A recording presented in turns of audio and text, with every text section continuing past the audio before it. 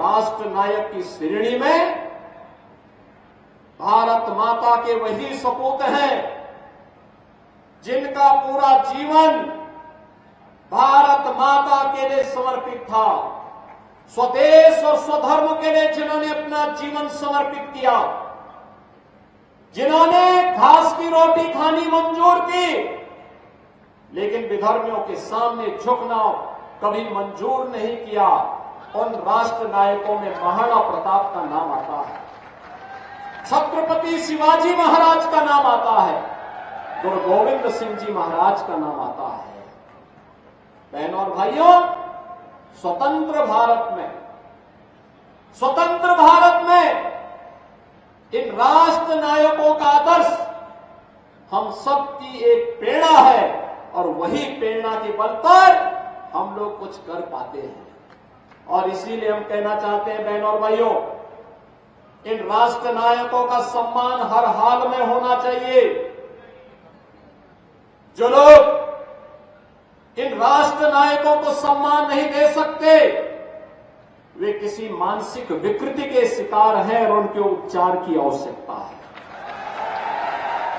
उनको व्यापक उपचार की आवश्यकता है। क्योंकि राष्ट्र नायकों का सम्मान किए बगैर वर्तमान पीढ़ी आगे नहीं बढ़ सकती, उनको एक नई प्रेरणा प्राप्त नहीं हो सकती। वर्तमान पीढ़ी को प्रेरणा प्राप्त होती है महापुरुषों के जीवन चरित्र से, उनके व्यक्तित्व और कृतित्व से। और महाराणा प्रताप ने अपने जीवन कालखंड में ही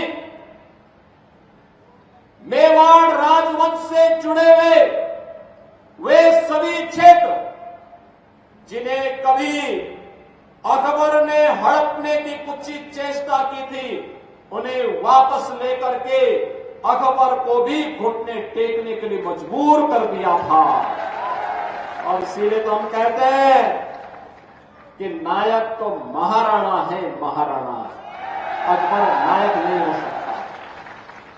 नायक छत्रपति शिवाजी महाराज हैं, जिन्होंने औरंगजेब को घुटने टेकने के लिए मजबूर किया और घुटते घुटते बेमौत मरने के लिए मजबूर कर दिया था। इसलिए नायक छत्रपति शिवाजी महाराज हैं, औरंगजेब नहीं हो सकता।